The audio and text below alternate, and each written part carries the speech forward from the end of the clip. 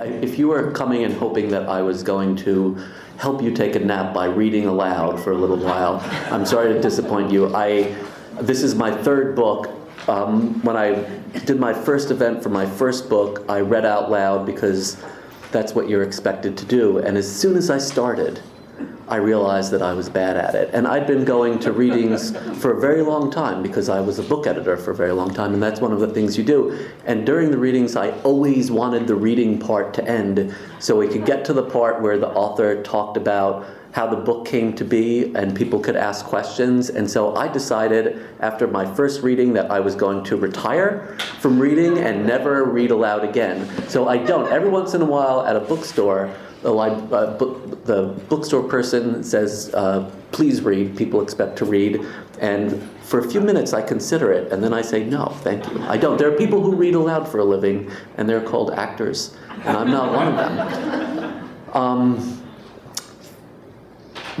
I've been writing now for 6 years, which is the longest I've ever had a job.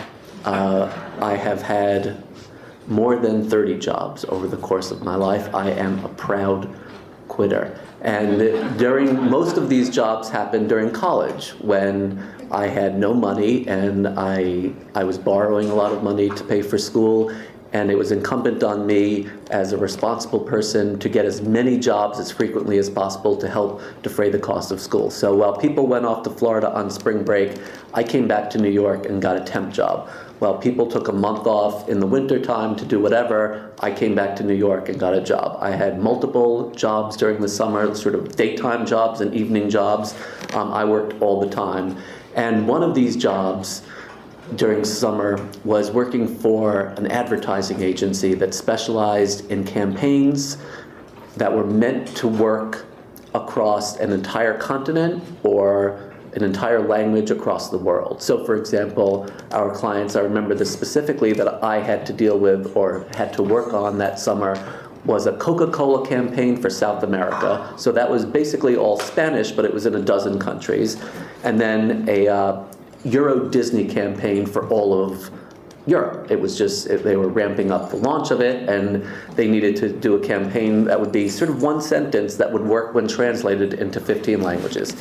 And everybody in the office, except me, was from someplace else, and they all spoke multiple languages, and they all seemed to smoke multiple cigarettes at once, and they would all just jet off on a moment's notice to go handhold clients in Rio or Paris or whatever. People were constantly, I'm leaving for a week, goodbye. Or that's what they told me they were doing. And it occurred to me that I had no idea what these people were really doing. And I had been told something about this company. It was supposedly owned by a giant advertising agency, but I had no evidence of that. I didn't know what the hell was really going on there. We could have been doing anything. I could have been doing anything and not know it. And I knew that these people were working internationally and they were leaving and they spoke all these languages, but this vague nonsense about a Coca-Cola campaign in South America, that could have been something completely different. And I've always thought that my whole life. Who do I really work for? And all these jobs I've had, sometimes I've really not known. And I worked for a giant company that eventually ended up being called Random House, but it was Bantam Double-A Dell and then Random House, and then the two of them merged, and now it's Random Penguin. It's a publishing company. I worked for that company in 4 different jobs over the course of a dozen years, and it wasn't until like year number 11 that I dug into who actually owns Random House. I knew that it was Bertelsmann, which is an international media conglomerate, and for a long time I was satisfied with knowing that, but that's not really knowing anything. That's just a name. And as it turns out, Random House, who's now my publisher, is owned by the Bertelsmann Foundation. The Bertelsmann Foundation does the type of thing that foundations do, which is mostly just preserve itself. And so everything that we do, all of the profits of my books, my wife has been working for this company now for 20 years. Everything that everybody does there, the whole financial point of it, is to enrich the coffers of this company, this foundation that's based in a cow town in the middle of Germany that we drove past by mistake when we were living in Europe. And my wife said, holy crap, it's Gütersloh. Nobody actually really knew that it existed as a real place. But that's where all of our labor has gone to for our combined 30 plus years of working for this company. And I've wondered, what if the company you work for is no good? If Bertelsmann is not just a benign foundation, but is in fact a long-term repository of Nazi loot? What if the small business owner who you work for as an after-school job, the dry cleaner on the corner, and you go there after school a few days a week, a few hours a day in order to pay for college, what if that person spends his money on something really horrible? Like, what responsibility do any of us have to know what our employers do? And does it change the meaning of our work? And I found this an impossible thing to not confront after having spent all my adult life working in book publishing, which of my 30 some odd jobs, I think 15 of them were in book publishing in some way, or in publishing in some way or another as a grown-up. I worked for an outfit that sold puzzle magazines. I was a crossword puzzle editor. I did crossword puzzles every day. I worked for a friend of mine at a company that produced professional magazines with exciting, sexy titles like Middle Market Lending Letter and the Journal of Accounting. After I'd been working at the puzzle magazines for about a year and a half, which was a long time to do crossword puzzles professionally, I thought perhaps long enough, I need to do something else for a living. The Dell Puzzle Magazines was the outfit I worked for, and I knew that Dell was owned by a larger outfit in nicer offices in a better part of town called Bantam AA Dell. And with the hubris of a 23-year-old, I just made an appointment with the Human Resources Department, and I marched over there. I said, this is nice. I don't like my job anymore. Is there anything else I can do at this company? And the person looked through files and said, there's an opening for a copy editor at Doubleday. Do you know how to copy edit? And I didn't. But I studied very hard for a week, and I took a test, and I passed it. And I had a couple of interviews, and I passed them too, I guess, and I got the job. So I became a junior copy editor at Doubleday, and I'd never copy edited a book before, though. It was clear to everybody I didn't really know what I was doing, so they started me off with very, very easy stuff, and there's nothing easier to copy edit than a children's book. Unfortunately, Doubleday didn't really publish children's books, so that opportunity was not widely open for me, but as luck would have it, there was one children's book that was crossing the company that week, and that was the very first book that I copy edited. It was a manuscript, and copy editing is making sure, roughly, that everything is spelled correctly. And as Holden Caulfield said, the commas are in all the right places. So that was my job. Commas, spelling. And I got this manuscript. It's like 8 pages long. It had a few hundred words in it. It was going to be a picture book. The pictures were not part of my job. And I was reading this, and there was a word that was 3 syllables. I don't remember what the word was, but I thought that 3 was perhaps 1 syllable too many for the intended audience. So I wrote a little note. Is this word too long? And I had a few suggested replacements. And I did what I was supposed to do. I took the manuscript down the hall, and I gave it to the editorial assistant, who looked over my comments and sent it to the author, who looked it over and sent it back, gave it to the editor. The editor took this little manuscript and walked down the hall to my little windowless office and knocked on my door. And I looked up, and she said, "Hi, are you Chris?" And I said, "Yes." And she said, "I'm Jackie Onassis. Thank you for this suggested change to Carly Simon's book. She's very grateful that you caught that word was too long." And I said, "Holy shit! You're Jackie Onassis thanking me." I started on Monday. This was Thursday. And we worked together is perhaps an exaggeration. She was at the end of the hall for for a few more years until she got sick and died while she was still working a double day.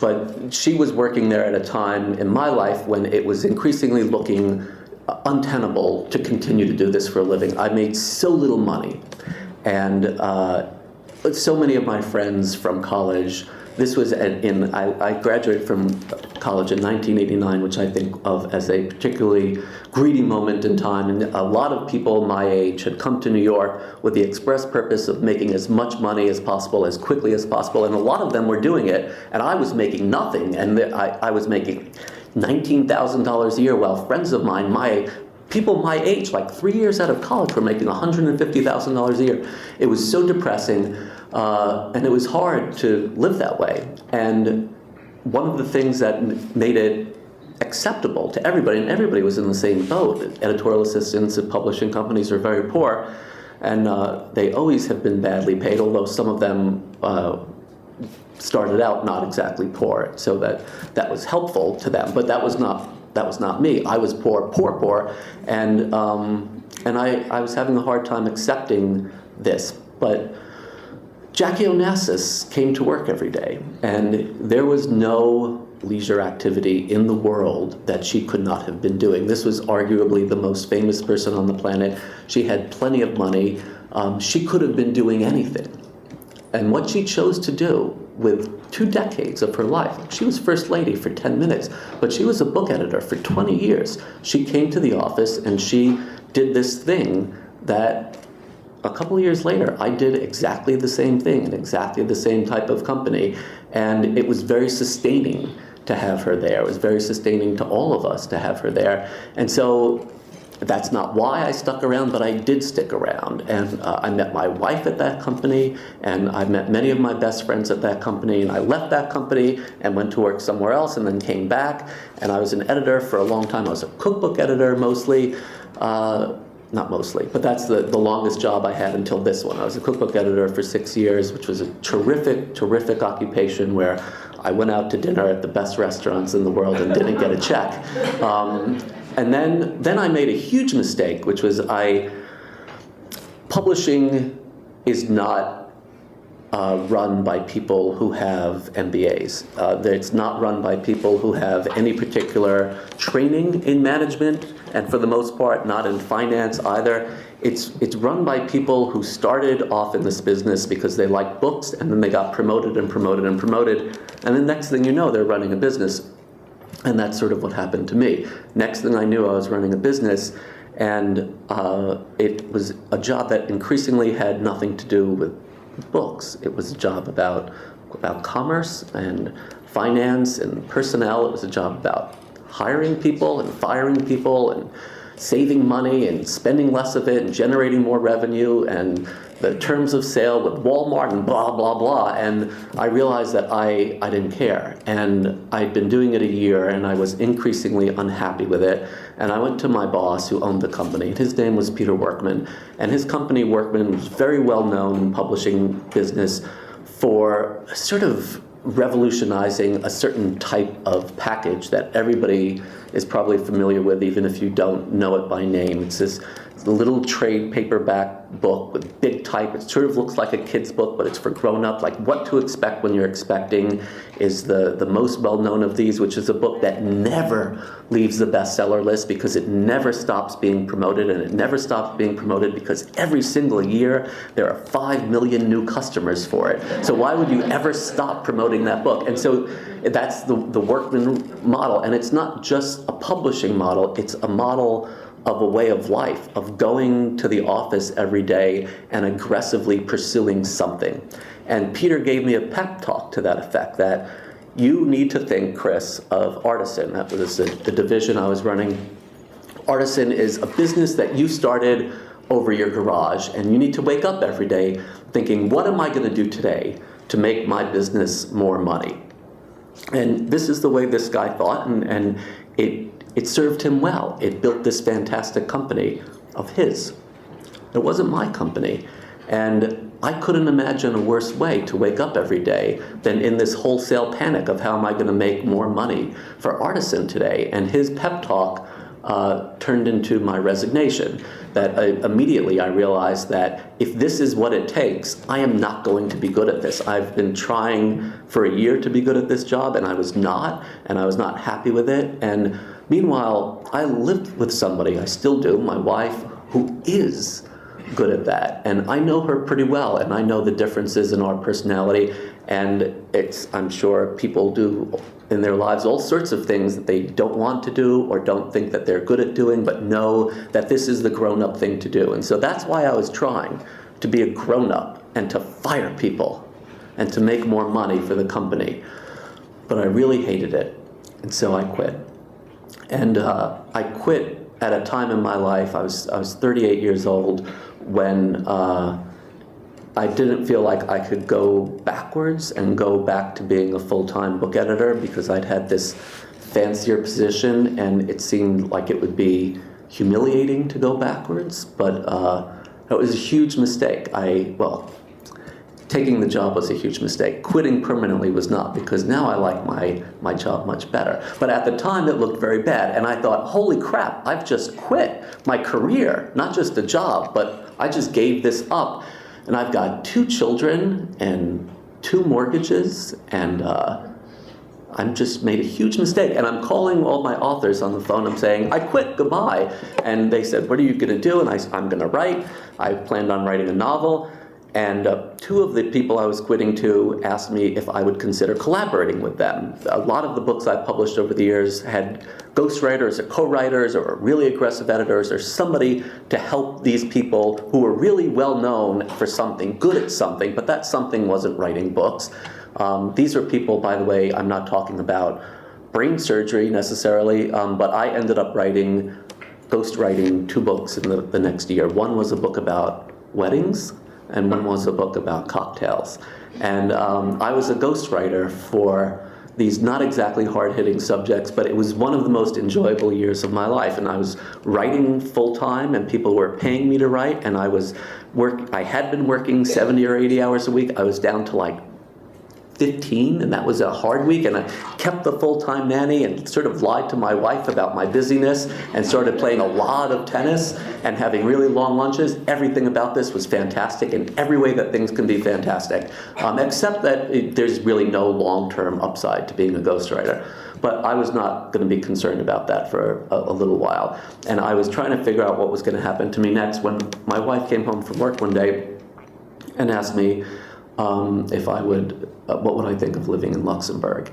And the truth was that I didn't actually know completely what Luxembourg was. And I didn't want to admit that, but I had to, because I couldn't just say yes. We went on a preview trip to Luxembourg, which is something that people do before they move abroad, and we spent a weekend in Luxembourg in June when the days were really long and it didn't really get dark until 10 o'clock at night, and everybody was out in the streets drinking and eating and smoking, and it looked like a fantastic place. It's a very, very, very pretty town, but it's a town, it's not a city, and we moved there. And I, for the first time in my life, was living in a place that wasn't New York or college, and I had never dealt with living in a small town. I'd never dealt with living in Europe. I didn't speak French. And most importantly, I had never dealt on a full-time basis with my children, who were 4-year-old twins. And the shock of dealing with 4-year-old twins, we went there we were in an expat community, and like everybody in this situation, we'd moved there for one of us to do a really, really time-consuming job that probably involved a lot of travel. My wife was gone all the time immediately, and I was home with these children. I didn't know what the hell to do, except scream at them on a fairly regular basis, but that was obviously also not a long-term solution. So I little by little, I started to learn French. I learned how to deal with the children. I learned how to cook all the goddamn time. I learned how to do my laundry in German, which was horrible. I didn't speak German. I still don't speak German. All my appliances were in German. I'm a good cook, but I was constantly lighting chickens on fire because I was trying all the different knobs. They're not things you can easily look up in a standard dictionary. But I got used to it. I slowly got into this being a full-time parent thing, which I at first hated on a 10 to 10, and not just the parenting part of it, but the part of it where I wasn't the person I thought I'd been for so long. Like, I was a New York City book editor, and now all of a sudden, what the hell was I? I was burning chickens. I was incompetent at what I was now doing, and I didn't like it either. And it didn't make me very happy. But eventually it did, and it didn't take that long. It took a year. It took a year of doing that job to get competent at it and to start liking it. In our second year in Luxembourg, the first day of school, I dropped the children at school. I took my laptop to a cafe. I opened up a Word document, and I typed the expats at the top of the page, and I started writing a book. And that book became a spy novel. It started off mostly about a book of somebody who was burning the chickens all the time and hated it, but that was a crappy book. And after writing it for a couple of months, I realized this is a crappy book, and I didn't want to write a crappy book. So I changed it into something else, and I realized that it would be good as a spy novel. It would be good as a novel in which one spouse doesn't completely know what the other does for a living.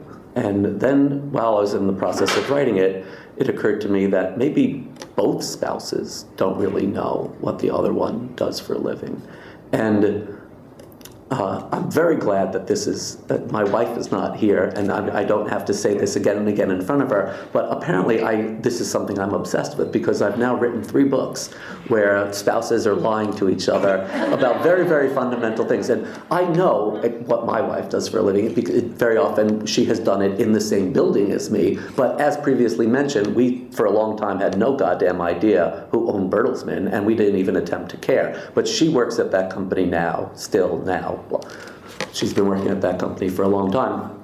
I know what she does for a living. But when I was living in Luxembourg, I realized that some people really just don't know what their spouse does for a living. And people can internalize, learn a few lines, yes, investment banking, blah, blah, blah. But upon poking, if I would say, yes, but what is he doing right now, and why is it in Monaco?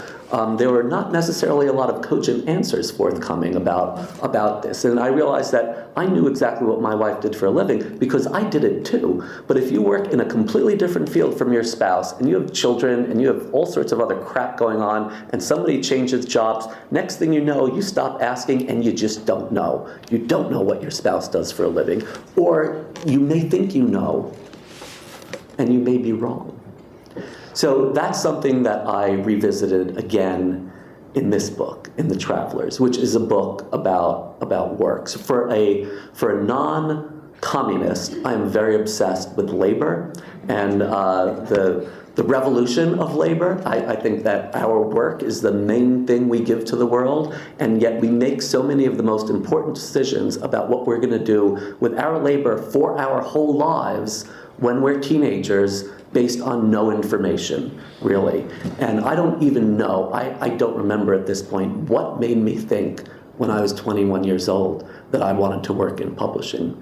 I liked books, but that's not the same thing. As I realized very quickly, liking books and working in the business of commercial book publishing, they're really completely unrelated. And it helps to like books, and that's why a lot of people get into it, but everybody likes books, basically, and it's the disconnect between liking Hemingway and publishing John Grisham, they're apples and oranges. So I decided in this book to delve a little deeper into this relationship that we all have with work, and everybody in this new book is at a different stage of their relationship, excuse me, to labor. I'm running out of voice. I only have like 5 minutes left. And then the wine talk starts. So everyone in this book, all the characters, there's a stay-at-home mother who's trying to re-enter the labor force and is increasingly unhappy about it. There is the guy who looks like the big boss at this magazine, who in fact is about to get possibly bought out by an even bigger boss.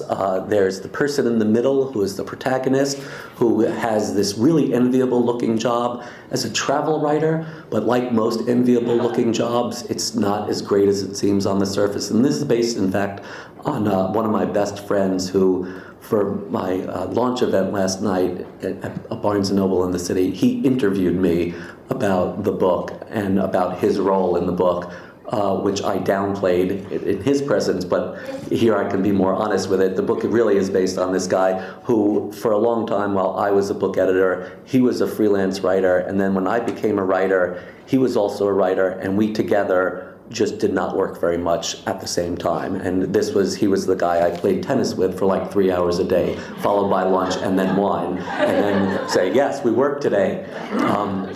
And everybody in this book has a different relationship to what they think they're doing for a living and who their bosses are, and what in the end they're really doing is something pretty different than what they think they're doing, which is the thing that I try to do in all of my books. And I don't read Amazon reviews or Goodreads reviews because the bad reviews I know would make me very unhappy, and the good reviews would not make me happy. So there's no upside to it, but I do get the occasional whiff that some people at the beginning of some of my books are slightly confused.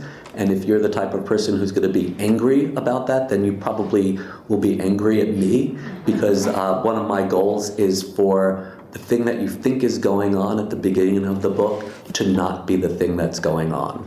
So there's always a couple of big twists, and then at the end there are a lot of them. So I've run out of time, and as you can hear, I've run out of voice. So questions, please. And if you don't ask any, then I'm going to have to call on the people I know, and it will be embarrassing for them. Yes? I see pictures of you in a restaurant. What is the restaurant? Where do you see pictures of me in a restaurant? In your book. Yes, my author photo. I thought you were talking about like if the paparazzi are catching me. No, I'm in Vogue. That restaurant is Pastis. One of my favorite books that I ever edited was the Balthazar Cookbook. And one of my favorite experiences I ever had in an editorial meeting was at the beginning of the Balthazar Cookbook, when I was trying to convince the guy who owned the place, we should do this book, and here's what it should look like, and it's going to be great. And we had a meeting at 4 o'clock in the afternoon, and at 6 we were still at the table in his restaurant talking about the book, and he realized what time it was, and he said, we're not finished talking, but I have a friend who's coming for dinner, so you're welcome to stay. We can continue talking about the book, but just be forewarned. And he pulled over another table, and the friend showed up. And at this point, we'd not only been talking for 2 hours, we'd been drinking for 2 hours, and the friend showed up in a sort of miasma of pre-drunkenness and cigarettes, and it was Helena Bonham Carter, who was in town to promote, I think, Planet of the Apes. Yes, it was Planet of the Apes. So she sat down, and we continued to talk about the book, and interrupted by talking about the movies. And Keith McNally, who owned the place, had started off in New York trying to be an actor, but he knew Helena from London, and I sort of lost track of everything. And Helena and I kept going to the bar to smoke cigarettes, and while we were at the bar smoking cigarettes, she said, "Oh, shit." And I said, "What?" He said, "Roth just walked in," and it was her co-star from the movie, and they'd been fighting, and he was drunk, and he knocked over a table. It was fantastic. I was at Balthazar for 8 hours, and at the end, it had nothing to do with the book anymore. It was just actors behaving badly. It was terrific. Why did I get into that? Pastis is also owned by Keith McNally, and I wanted to take... this is perhaps a little more honest than I want to be, but I wanted to take a photo that made me look like the type of author who sits around cafes in Europe writing. And Pastis is exactly that. And so I asked Keith, can I take my author photo in your restaurant? And so he closed off a little section, and I brought a photographer, and I sat there for what was really including surgery, including oral surgery, the most horrific 3 hours of my life. There's nothing worse than taking an author photo as far as I'm concerned. And that's why I haven't done it in 6 years. So I'm not getting younger or skinnier or better looking, so that photo is the best I can do. It's not going to be replaced until somebody tells me I'm an idiot. All right, that was embarrassing. What? Where did you pick up your know-how regarding intrigue and You know, this whole spy miasma and stuff like that.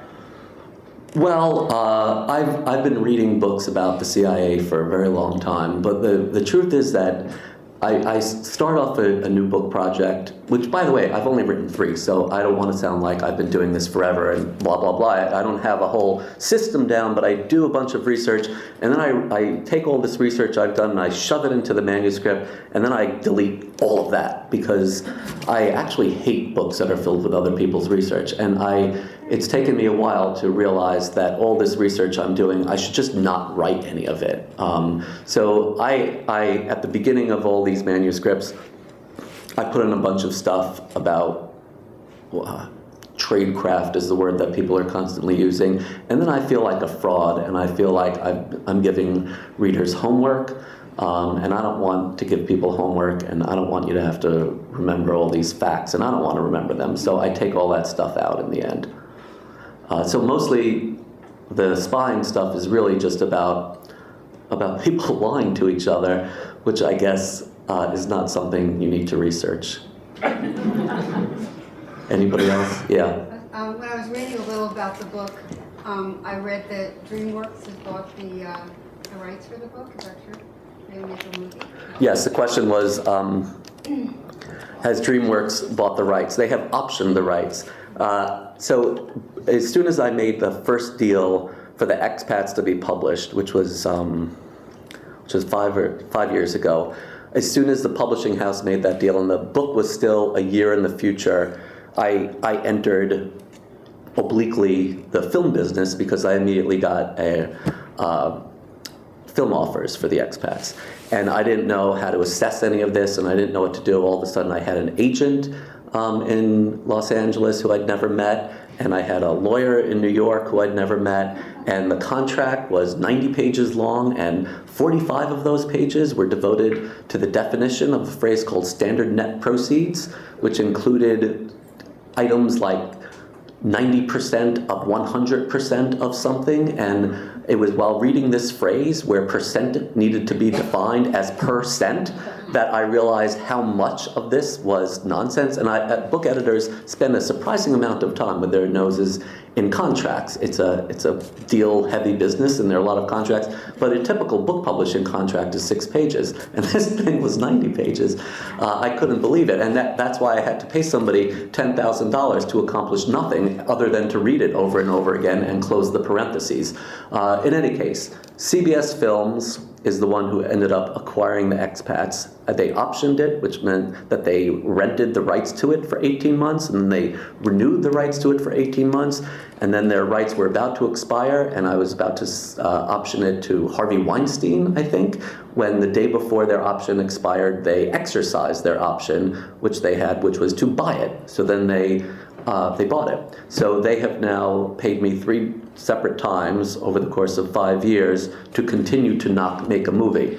I don't know how anybody earns a living in that business, but that's where that is. And that apparently just got some progress happen, which was lucky and unlucky.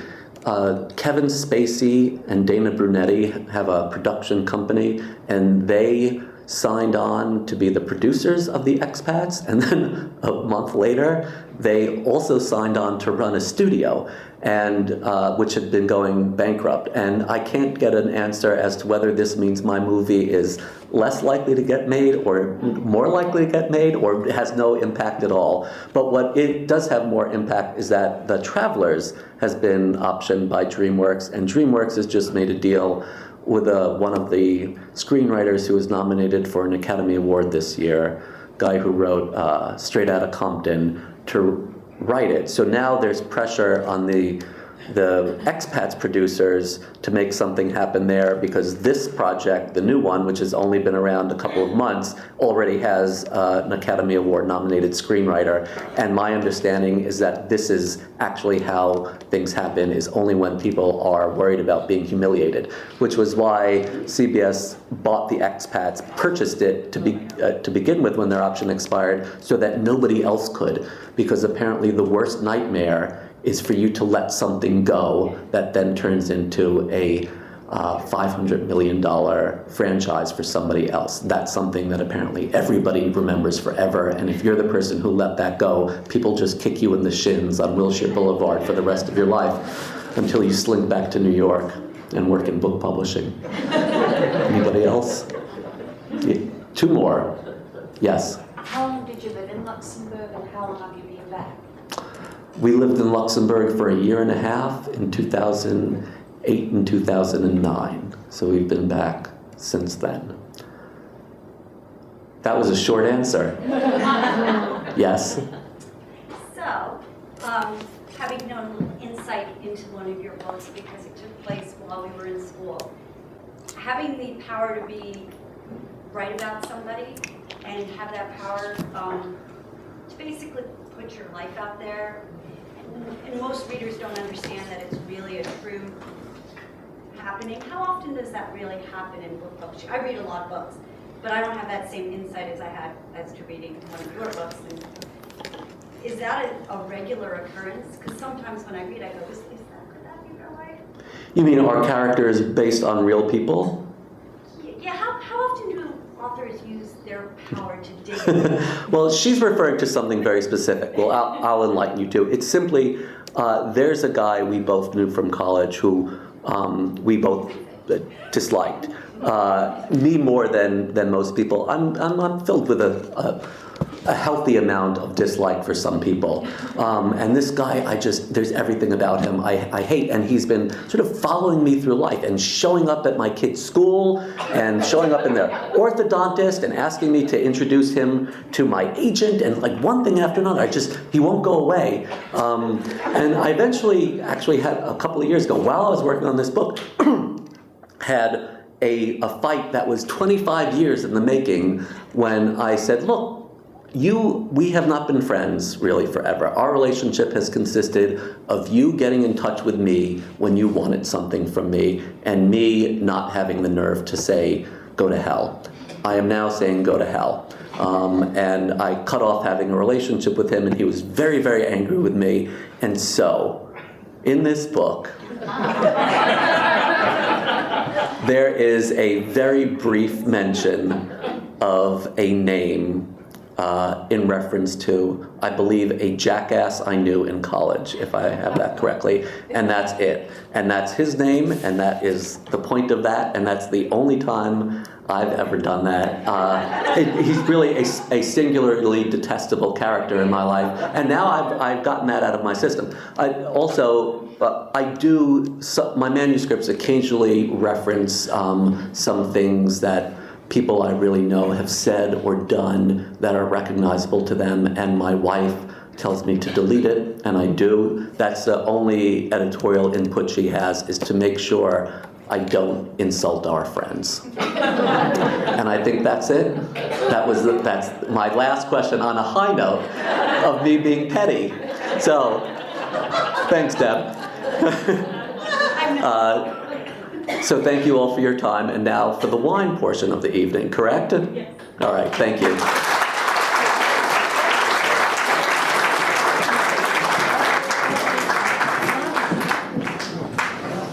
All right, everyone, I'm going to introduce our next speaker real quick. This is Nick Troilo. He's been here a couple times. He keeps saying yes to me. I'm hoping this won't be the last one. Nick, I'm going to let you tell a little bit about yourself and then go into the wine. Sure. Okay. Keep talking. No, I don't think I have nearly as interesting a career or lifestyle to talk to you about as Chris has, but we are a small business that operates in Darien, Connecticut, called Nicholas Roberts. We are indeed exactly what we are, except that most of our family are alien Martians, and so we don't pretend to be anything else. Nicholas Roberts has been in town for 25 years. We have two segments to our business. One is the wine and spirits and beer shop. The other is we have a not-for-profit organization called Turning Wine into Water. We use a portion of our profits from the wine shop and from special events that we run to build water wells in Africa. Over the past few years, we've been working primarily in Ethiopia. So we're going to taste a number of wines tonight that are all inspired by Chris's book. And it's amazing, some of the things that he mentioned were very close to my heart. Having been an expat for a large, iconic American company, you might remember a large company that had a bull as its symbol and worked for them for a number of years. And my neighbor down the road in Chelsea, where we lived in London, Prince Andrew used to date his daughter, and he was attached to the American embassy and in London. And his job, as he described it, was always as an economic attaché.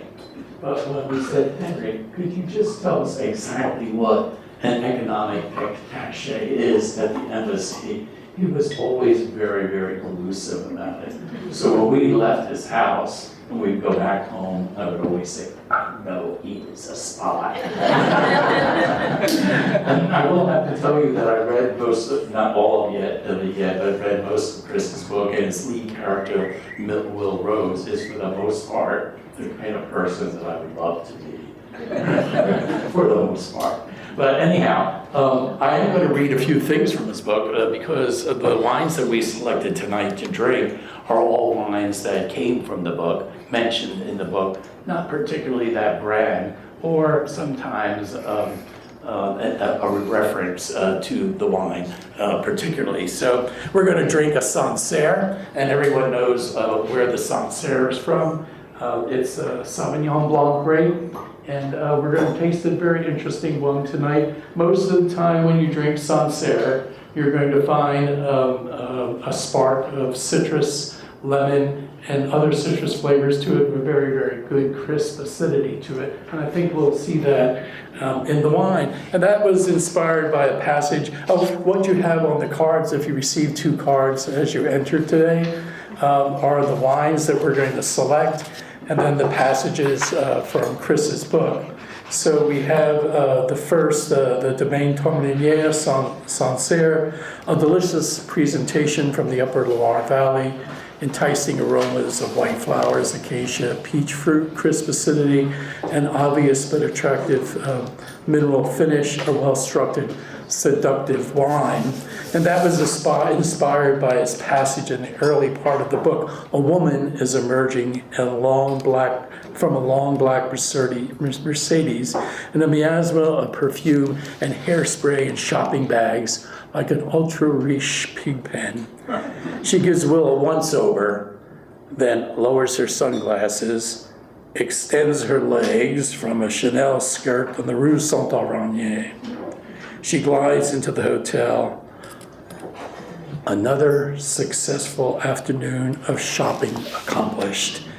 And now to a deep bubble bath with a glass of chilled Sancerre and a home decor magazine, a nibbled dinner at La Page, an eau de vie nightcap, and finally, a deep, gratifying, earth-moving fuck with her handsome, jet-setting husband. So, if you need to know when you would like to drink a Sancerre, there is an opportunity for you based on Chris's call about the appropriate time and place. Now, I would suspect that all of you will run home tonight and hop into a hot steaming bubble bath and have a glass of Sancerre. And how you follow that is entirely up to you. Anyway, so that is one of the wines that we hopefully will enjoy this evening. So I'm not going to talk too much about the particular wines. We have a Pinot Gris to drink. Because in Chris's book he talks about hopping into a bar in Paris for an aperitif and a quick nibble. And the Pinot Gris is always an attractive wine to have as an aperitif. It's generally light in style, again, so good crisp acidity to it, a little other sort of fruit flavors that come forward on the wine. But the best way to learn about wine is by tasting it, so we won't talk too much about the wines. Another wine we have is a red In Chris's book, he refers to grabbing a meal with a barnyard, a lamb stew with a barnyardy red. So we have a wine that when you put it to your nose, you might get some of those barnyardy aromas. Now, sometimes the uninitiated will say, why would I ever want to smell cow manure when I'm opening up a bottle of wine? But those are great characteristics for some of the red grapes when you drink wines that you want to get the reflection of the soil. We often talk about in the wine business, getting the winemaker's job is to put you in the place. So a good winemaker will allow you to sit, drink a glass of wine, and say, I know what it was like in the Côte Rôtie in the summer of 2013, because you get a sense of the soil. So you know how vines grow. They grow deep into the ground, and they go through layers and layers in various places of soil. And so when the rain comes down, it soaks into the ground, and as the rain pulls up, it comes up through the roots of the vine, and as it passes through the various layers of soil, it will pick up the flavors of the soil, and as the water deposits into the grape and builds the juice of the grape, it carries those flavors. So the winemaker's job, the real winemaker's job, is to be able to take that and interpret that season, that vintage for you, and put it in glass. So if the soil is a very clay bound or red dirt, you're going to get from that soil that sort of barnyardy nose. And then, of course, there's the use of barrels or stainless steel fermentation and all those things that occur in creating the wine and giving you pleasure in the bottle. The most famous vineyard in the world is probably one of the more expensive wines is a wine called Chateau Petrus. And it sells for thousands and thousands and thousands of dollars. And one of the reasons that it is so expensive is because literally during the Jurassic ice period, the ice caps melted and landed in that area was the final depository point in that vineyard. So there are maybe 12 different layers of soil. So as the water comes up into the vines through those 12 layers of soil, it's picking up limestone and clay and all sorts of minerals and different sorts of flavors that make the wine extraordinarily complex. So that's one of the things that makes really good wines, and those wines don't necessarily need to be expensive at all, as opposed to the mass-produced kinds of things that you see on the marketplace, where, for example, some wines can't be, if you're a vegetarian, you can't drink the wine, because they harvest these large acreages of wine to build those big jugs that you see on the counter. They're machine harvests, and the machine goes through and it picks up birds' nests and birds and field mice, and that all gets dumped into that. And so it's crushed with the grapes. So if you're a vegetarian, you can't drink certain of those things that you see at the big discount places and large format bottles. So in any case, the things that we're going to deal with tonight are all wines that are produced by small vineyards, by artisanal winemakers, and should give you certain flavors. So I think the best thing to do, rather than my boring, would talk about wine. And if you raise your hands now and ask questions, the first question will always be, when do we get a drink?